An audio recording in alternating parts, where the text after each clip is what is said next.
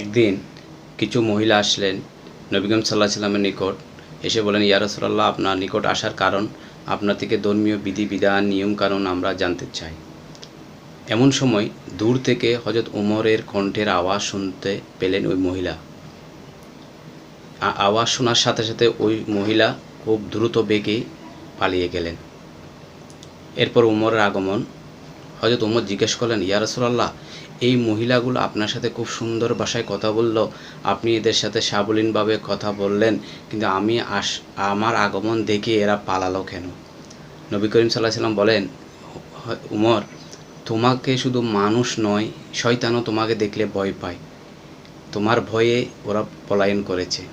ইসলাম ভাইয়েরা দেখেন, আমাদের নবী করিম সাল্লাল্লাহু আলাইহি সাল্লামকে আল্লাহ সুবহানাহু ওয়া তাআলা মানব স্রোতে এই পৃথিবীতে পাঠিয়েছেন। আমাদের নবী করিম সাল্লাল্লাহু আলাইহি সাল্লাম মুখের ভাষা মিষ্টি করেছেন। হাত মোবারকগুলোকে আল্লাহ সুবহানাহু ওয়া তাআলা কুদরতিভাবে খুব সুন্দর চেহারার মধ্যে আল্লাহর নূরের তেজাল্লি দিয়েছেন, যাতে ইহুদি খ্রিস্টানরাও নবীজির চেহারা দেখে ঈমান অনেক ইহুদিরা নিয়ে এসেছেন।